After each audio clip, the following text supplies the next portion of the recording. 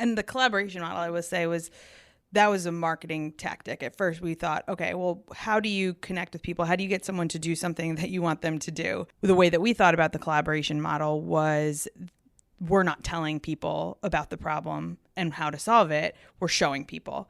And it's through the authentic voices of people they trust. Welcome to Style as Identity, a podcast by the Majority Group. Join us as we get to know the designers and founders who are shifting our understanding of the style status quo. We're your hosts. I'm Lola Catero. And I'm Frankie Ikwuazom. Join us each episode as we learn from brands that are an extension of their values, identity, and aesthetic, and are super open about sharing the less talked about aspects of what they do. We're so glad you're here. Collabs. Ask any designer, and we bet they'll have a dream one in mind. But are they the right one?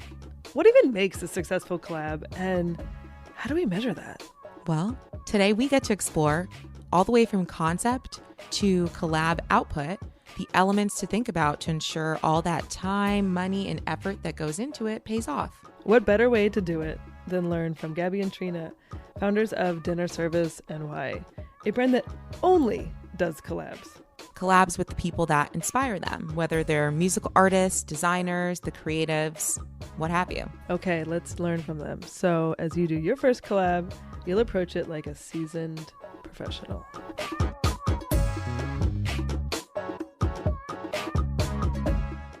Hi, I'm Trina, Assur. Nice to meet you guys.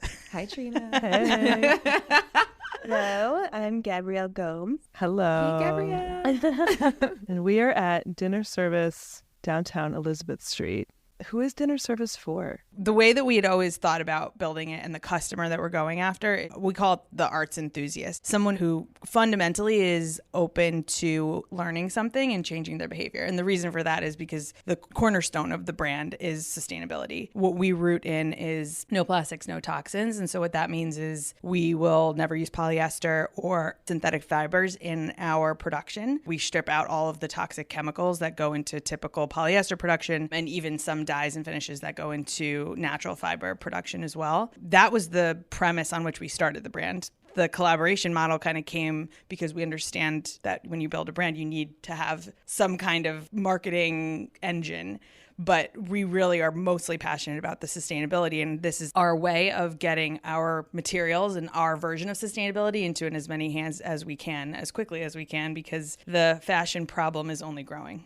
And I think like to build off of the collaboration model and why we center ourselves there is, as Trina mentioned before, it was initially built around doing these collaborations with musicians and visual artists because we're so passionate about the arts. To me, art equals emotion and draws out emotion in people. And so I think we talk about our customer oftentimes as the discovery enthusiast and arts enthusiast. So someone who's constantly seeking something new to learn from and to bring, sort of incorporate in their life. Sounds like the people that you're seeking out to kind of work with are people who are kind of present and seeing what's going on and kind of figuring out what's my role in this, you know? Yeah. And so you've known each other for 15 years. What was your path to Dinner Service? And I know we know you just went through a bit of a rename too. Mm-hmm. So yeah, how did we get here? So our path, I guess, started back freshman year at college. We both... The good old days. The good old days. So we met over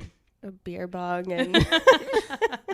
How all good stories start. And then, that was the end of freshman year in college. And then when we graduated, we sort of professionally went separate ways. Trina went into a finance path, so she went into investment banking. And I went into the casino industry and sort of working in analytics and database marketing. You know, fast forward a few years, Trina ended up landing at a company called Boll & Branch. They launched in 2014, D2C, online, sustainable home goods sheets company. And she was like the 23rd employee there. And back in, 2018? I had always wanted to work in fashion. So I had gotten a job at Chanel in New York working in analytics. I had been at Chanel for 4 or 5 years, and we were just talking about what they were building at Boll & Branch, and she's like, I think they really need what your skill set offers. And so she's like, you want to just come in and talk to the CEO? So I did. And like 5 hours later, he's like, okay, well, you want to come just like work here and run analytics? That's literally how it happened. So then we both ended up working together at Bull and Branch for about 2 years. And we had always said we wanted to start our own venture together. So we worked there for 2 years. And I think it was, for both of us, the first experience we had working for a company that was mission driven. And they really, we were the 23rd, 25th employees there, and they really did adhere to the sort of mission and principles that they had set out to create in their supply chain. And that was like really impressive, really inspiring for us to see. Like, why isn't this being done in fashion? And what for us, what it really came down to was the material inputs. And there was a lot of rhetoric around just focusing on specific parts of a supply chain. And I think it was sort of like the most convenient things for people to focus on. As long as it's fair trade, as long as you're paying people fair and living wages, nothing else matters. Well, it's not really true, because if you're paying them fair and living wages, but making them deal with toxic chemicals, it's going to have an impact on their health. And then if you're putting that toxic effluent waste into the local environment, it's just affecting the entire community and their health. And so fair and living wages is an extremely important part of it, but that's not the root of the problem. The toxicity and the plastics associated with the inputs in fashion was really a big part of the problem. We realized that there are better alternatives that can be done in a costly way. Now, like, our garments aren't as cheap as H&M or Shein, but they're also not $300 for a t-shirt, or by any means at the top of the sort of markets in terms of price point. That was what like kicked off us starting the brand back in 2020. And the collaboration model, I would say, that was a marketing tactic. At first we thought, okay, well, how do you connect with people? How do you get someone to do something that you want them to do? And a lot of times we were seeing brands, especially at that time, this whole shift toward organic, toward, just healthier inputs was happening like across multiple, disciplines. And what was interesting is that our approach was like, okay, well, that's not enough anymore. People are not just going to buy because it's sustainable. They want the next level up. They want to feel connected to something. And so the way that we thought about the collaboration model was, we're not telling people about the problem and how to solve it. We're showing people. And it's through the authentic voices of people they trust and that they look up to. And that was sort of how we thought about the initial collaborations. It was like, let's align ourselves with people who have a real authentic connection to a group of people who are going to be likely to want to change their behavior because they learn about a problem. And, that was sort of like the genesis of the collaboration model. And what it does is it creates like that first curiosity, that first awareness. And again, going back to discovery enthusiast, we are going after that curious audience. And then they come to our site and they're able to learn anything and everything that they want about how we produce and why it's important. And our bet is that, that's where you create that loyalty and connection and even just awareness in general. I mean, marketing wise, it's really smart. I feel like you have different layers of marketing understanding, because at the very basis of it, you were saying like, people are hearing sustainable everywhere. Like, this is this is something that for good reasons is trending, but also people are starting to think, well, what does that word even mean anymore? Because I'm seeing it everywhere. And so true. You quite literally were like, plastic free.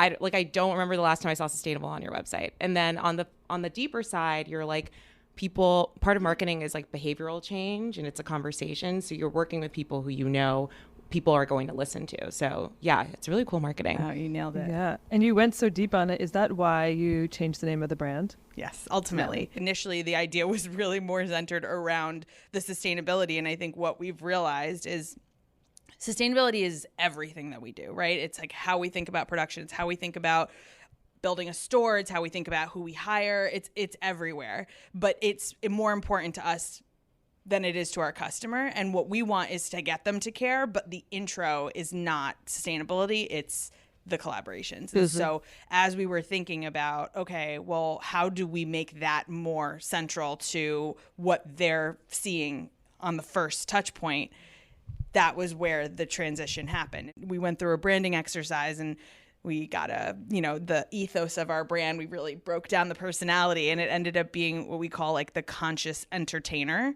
And so, consciousness is there, but really being a host and entertaining is like the cornerstone of who we are, which you can kind of tell. So hold up. You're an investment banker background. You're an analyst. You did a branding exercise to rename the brand to Root Collaboration. And then it's just so ever present on the website and the language and this like separate club, this like all the copy and messaging is so on point. And did you do this, both of you? Did you get a creative entity or person to help support? It's just such a strong brand, especially from backgrounds that are, on the math and science side that I don't particularly harbor myself. I am envious of, but like, how did you carry this through so strongly, despite it not being part of your academic and professional backgrounds? Probably the nicest thing I've ever heard. I know, seriously. Yeah, it's real though. I want to hug you. It's real. Hug me. I think, it's funny because a lot of times people say, "Oh, I'm not creative," and that was very much the way we intro ourselves to any conversation with a collaborator, who's particularly ones who are in the arts. We're like, we're not creative at all. Like, we don't have any creative. But I think at the end of the day, that's not the case, and everyone has creativity in them, whether they want to harness it or not. And so I think for us, probably the thing that we share most in common is our passion for sort of like understanding people, culture, just interacting with people, and just kind of, understanding what makes people operate and tick. Over the last 2.5 years we've been building this brand, we've realized how much we love putting the creative, sort of using the creative muscle to bring what we personally feel passionate and strongly about to life. And so have we done it entirely ourselves in a vacuum? Definitely not. We've had different creative agencies help us sort of like define our profile. That was this pivotal moment, I think, at the end of last year, when we hired this creative agency to help us identify.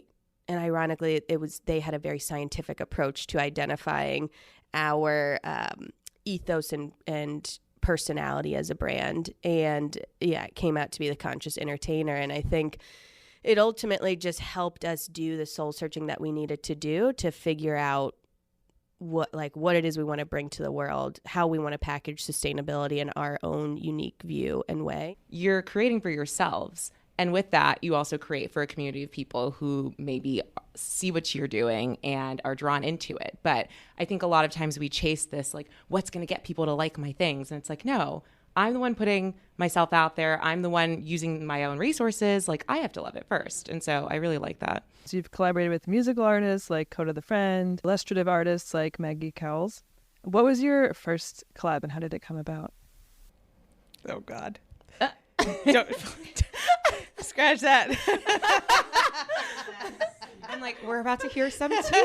Yeah, tell us the tea. This is about learning, sharing our learnings with others. In hindsight, it was actually the best thing that could have happened to us, and they were the right partner to launch with. It was just such a different time, right? So we left Boll and Branch together in February of 2020, like 10 days before the pandemic. We had no idea it was coming, and then all of a sudden we were like, holy shit, we are going to start a consumer business in arguably the worst economy in like the last 20 years. Like, this is terrible. What did we do? Timing is crazy. And so you collaborated with the pandemic. Yeah. First collaborator. First collaborator. Miss COVID. It's actually a great place to do it. Great way to say it. That's really funny. But yeah, so like essentially we were like, well, do we go get other jobs? Like, obviously we can't do this anymore. Like, what do we do? And so we were like, well, we're not going to find other jobs now. So like, let's just play it out. Let's bootstrap and go through the motions and see what happens. And so we spent the first I guess it was almost a year building the supply chain, trying to find partners, doing small tests, building a website, kind of figuring out how to get the e-commerce engine going, figuring out how to create a social presence. And, it was an interesting time to be doing it. I think from a manufacturing perspective, it was actually super interesting because the factories that we were talking to at the time, most of them were having their orders pulled because the bigger companies were no longer able to support those types of sales. And we are coming in and saying, hey, we have super low MOQs, but will you like talk to us? And I think for everyone, MOQs, minimum order quantities. Love it. Sorry.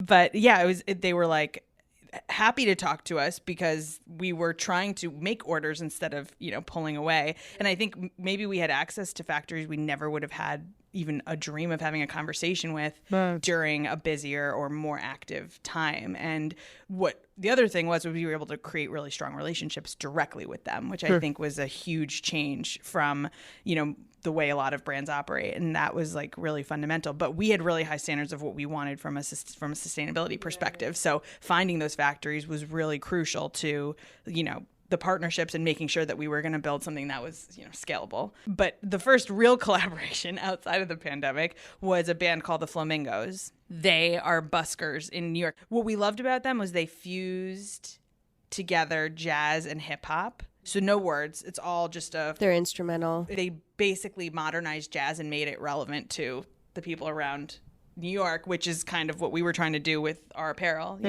take heritage pieces and add tweaks to them to make them more accessible and, modern.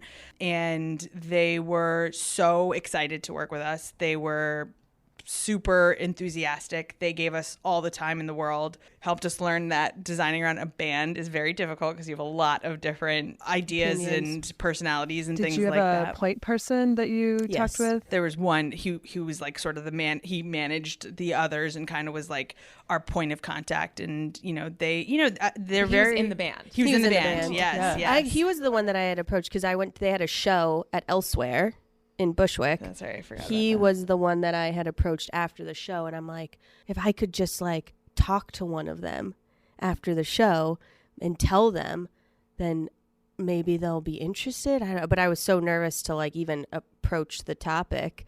And I remember her texting me being like, "Should I do it?" I was like, "Yeah, go." Yeah. It's actually, thinking about it now, is one of those like full circle moments because now they're definitely our friends. They were definitely the right partner for us at the right time. You were able to identify like they're doing what we're doing just in a different way. What does make the right collab? And how do you know when it's a good brand fit? Is it shared values, shared aesthetics? How do you each benefit from it? I think it's definitely shared values, but not necessarily in the specific sense of they have this undying passion for sustainability, but more they have an undying passion to connect in their own unique way with their audience using their art form. And so it really comes down to authenticity, and that's what we always want to come off as a brand, as very authentic. And I think it's funny because we've learned that over the last couple of years in building the brand is whatever is most authentic to us is what ends up working the best. And so it's for being the backgrounds that we were in a very science-driven marketing and finance capacity,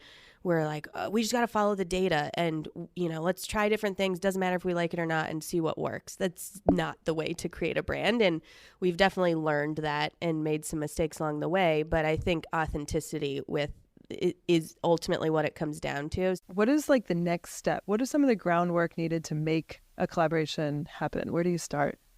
It's funny because I think that changes with each partner. Some of them are... we're flexible. Yes, we're very flexible. And I think we kind of have to be because like when you're adding another voice in the room, if you will, just have to kind of adapt every situation to how their process is. In general, I think what we like to do is get their input, but we also like to inspire. So what we like to do is put something in front of them to react to and then say, okay, now you bring something to us and tell us, hey, I like this or I don't. And if you don't, then you bring inspiration in. And then this way we can kind of collab because we're used to doing this process. Like we know how to design things. Like some of these are just DSNY styles, and those are things that are just like our own inspiration. So we've been through the process of just designing on our own.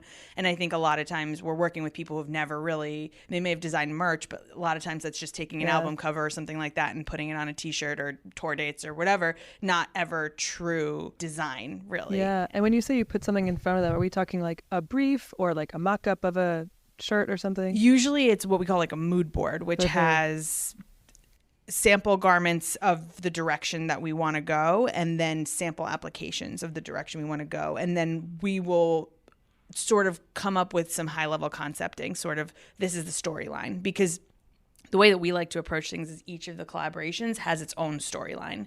And it is really rooted in sort of like this point in time in this artist's journey that our customer can then connect with. So I think actually a great example is the Taylor Parks collection. She was running these camps post-pandemic. We launched that in January of this year. But she was running these camps for songwriters called Burnout, because after the pandemic, a lot of songwriters were feeling extreme burnout and lack of inspiration. And her whole premise was, I want to bring these people together and I want to re-inspire them, get them excited and get them motivated.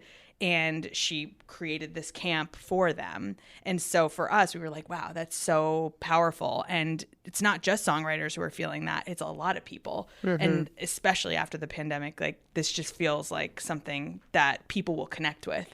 And that was sort of the storyline and premise behind that capsule. So the camp shirt. Yeah, exactly. And so I think that's how we think about the collabs, is like, how do we come up with that storyline? So as part of this initial ideation process, it's, okay, here are the concepts that we think people will connect with. We're the ones who have to ultimately like it. And so we want to make sure that we have like control over the process, but we want them to feel like they get their say. You know, it's important for us for them to feel connected to it and to authentically, to Gab's point, really feel passionately about pushing it and marketing it and, you know, getting behind it.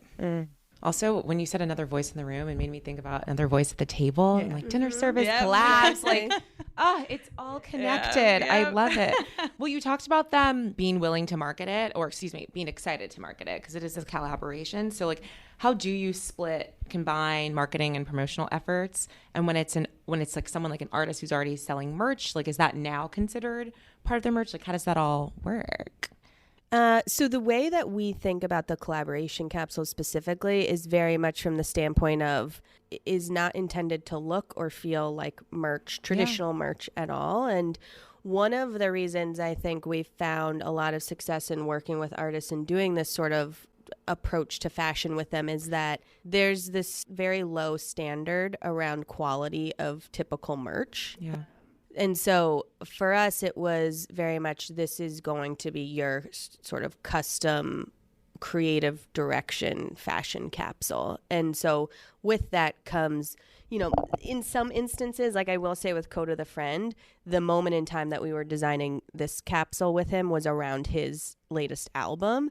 And I think for us, his album particularly had a really strong storyline behind it and strong to what you visuals. Said, exactly. Yeah. And so, you know, a lot of albums can be a little bit more nebulous and not so tangible, but his was this like very strong, had this great message behind it and had very tangible visuals that we could work with. So that's why his capsule, like, you know, we basically in some of the garments deconstructed his album artwork and infused it into the garments. And so in that instance, it was a little bit more specific to maybe some of the merch that he would have created, but he also, this was kind of the sole merch that he was producing around the album. But in other instances, most instances, we won't put, you know, the name of the album or the name of the artist even on the garment. It's really supposed to be something that is more of a conversation starter, conversation piece, and not so literal.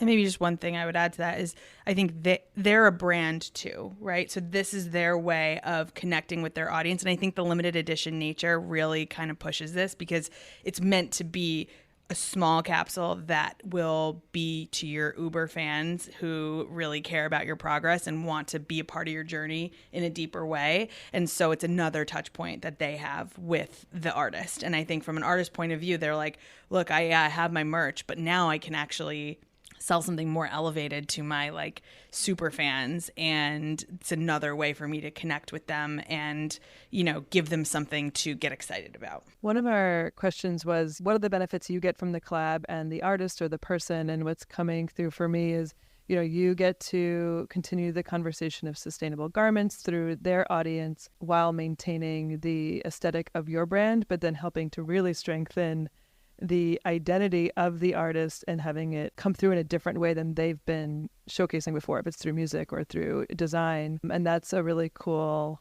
way to bring the collaboration together so it furthers the storylines and narratives. And I'm curious, in terms of the nitty-gritty of the collab, how do you handle some of the logistics? Like, is it a rev share split? Like, who does marketing promotion? What are the commitments you each make to help optimize results, I guess you could say? Yeah. And we kind of lay that out up front just so that it's very clear who's responsible for what. But essentially, it's a rev share in return for the time to design and marketing that they push it at the end. There's no other risk or cash outlay on their part, so it's only upside for them. And we found that works really well because you can work with people who, might not have traditionally been able to go down this path. In fact, like one of the ways that we talk about the brand is, there are a lot of mega stars who have started their own fashion brands. So the intersection between culture and fashion, or music particularly in fashion, is there. The precedent is there. But there's a ton of artists who are kind of in that middle or emerging tier who just don't have the capital to be able to do something like that, but do have the authenticity and connection to their audience to be able to, and the story, to be able to make that work. And so what we are is sort of the engine for them. And so that's how we think about it. It's a revenue share in kind of like exchange for them being able to explore that different side of their creativity. That's cool, because the way you just talked about it is kind of like an investment. Mm-hmm. That's exactly totally what it is. Yeah. Investment. Having this be like, collabs weren't inherently part of your previous career. So how did you get to that contract? How did you understand like what the rev split should be and all that? It's definitely been a pretty steep learning curve. And for the artist, there's a lot more that they see being brought to the table, as Trina was just mentioning, than monetary. So it made that barrier a little bit easier for us. And in the early days, it was definitely a lot more difficult because we didn't have any credibility or tangible sort of proof to them of what it could look like. And after sort of now having several of these under 8 or 10 now under our belt, and each one, I think, from our perspective at least, gets better and better in terms of like the design approach and the way we deliver the story. And so I think now that that's out in the world and our partners or potential partners can see that, they see the value that they can get out of it beyond, in building their own personal brand as well, beyond just monetary. So we've actually like brought that share down over time quite a bit. And, there's actually we don't really give any financial upfront fee or anything like that you would in a traditional partnership, because ultimately we want the artist or our partner to be excited about the partnership beyond just financial. And so if we're giving them a bunch of money up front, then it sort of clouds their genuine excitement for just the partnership and building something together. You said you've done like 8 to 10, maybe more. And we know, correct us if I'm wrong, that you just announced upcoming partnership with Interloop Limited, Banana Stem Fibers. It's actually already here. Yeah. Okay. So, I mean, some people would say you're pretty experienced. So, like, what have you learned that, well, first of all, what's next? We can talk about that. But then also, what are some of the things you've talked about, how it's really iterative. So what are some of the things that you feel like you've learned, each of you, that you want to bring to like the next collab, but also future ones? For me, it's the things that haven't gone well and where we've failed, if you will, that are the most valuable, because then you know what not to do in the future. Like what? I think, we've had recently, we had a partnership that just didn't really pan out, and we had started designing and we'd started moving toward that. But I think the learning for us was, we hadn't approached the process the right way, and they were a bigger partner. And so, we needed to adjust our approach to make sure that we don't have issues like this in the future. And so it's like having those understandings, I think, are so important. And we always say, you learn as much from failure as you do from success. And I think in that case, it was absolutely true. And now it's given us an opportunity to say, okay, let's approach this process slightly differently and, make sure that we are put in a position for success in the future. And as painful as it is to have to go through that, I think the flip side is it's just going to create better, more efficiency. Flags in the beginning where you were like, hey, this is a bigger entity, so let's 100%. modify our process a little bit and then... Or we should have modified. Flags. Yeah, there were definitely red flags, and we should have modified ahead of time, but we were moving 1,000 miles an hour as we always are. And so it was sort of like, okay, let's just go. The biggest learning for me is that we've definitely experienced this imposter syndrome to date. And I think women in particular, marginalized groups in society experience that like imposter syndrome a lot. And so for us, we were very much just yes people, and whatever the partner said they wanted, we would figure out how to accommodate, whether it cost us money, whether it cost us sleep, whatever it costs us. And I think now it's sort of like, no, let's just sort of be confident in what we can bring to the table. Looking back now on, in the beginning when you were building up your credibility and still experimenting with what a collab looks like, do you think that was a necessary process to go from being flexible to now having some more structure of what your table stakes are? Or are there things that now looking back, you're like, oh, we didn't necessarily have to learn that lesson? What does that look like? Or advice you have for people that are just starting out similarly? It sounds so cliche to say, like, not to be afraid of failure, because it's something that scares me every single day. But I've grown to like really love failure. Now, failure in sort of grandiose ways is like I don't love that. But these small little failures along the way, definitely, and the quicker they happen, it's sort of like the quicker they happen, we could get it out of the way, learn from it, and move on, and be able to live through it. That's the only way you can grow. When you're in the day-to-day and experiencing the failures, like the mini ones on a daily basis and like the bigger ones on a whatever monthly basis, like, you're kind of like, oh my God, not again. But then when you do take those moments to step back, you're like, okay, it was worth it. But I do think, to your point, you have to experience it, because how do you learn unless you make your own mistakes? And I think that's just true in life, right? I mean... And it's much easier to focus on the shortfalls and where you failed than your like successes. And so, yeah, I think even if it's a small success, we have to find ourselves being super excited in the moment when we do have some great thing that happened, and then it just goes away so quickly for me personally, because then I'm like, oh, but the failures don't go away they linger. Yeah. I mean, something I've been trying to do more lately is to see my successes through the lens of the failures that made it possible. And just hearing you both talk about that, because then I'm like, yeah, I see my success, but I don't put the pressure of perfection on that success. I don't see it as like, I did this thing right. I see it as like, oh, that wouldn't have happened if not for all these things. Like at the US Open this weekend when Coco Gauff thanked her haters, I was like, yes, you got to thank every single aspect of that journey that helped you to get to where you are. So true. And when you weigh them, proportionally, I think what you're both describing is really inspiring in that way, because it helps you to kind of get what you need to get from it and move on to building what's next. Totally. Yeah. Thank you so much. Loved learning from you today. Yeah. Thank you guys. Damn, I love these brands. Same. I mean, I love that they're just into getting on a podcast and having a very real conversation about what's enabled their brand to survive. I love it. Okay, let's keep learning together. And all you out there, if it's in your journey to make a purchase today, check out some of the brands we've been talking to. And if it's in your journey to show us some love, hit that subscribe button. See you next time. Bye.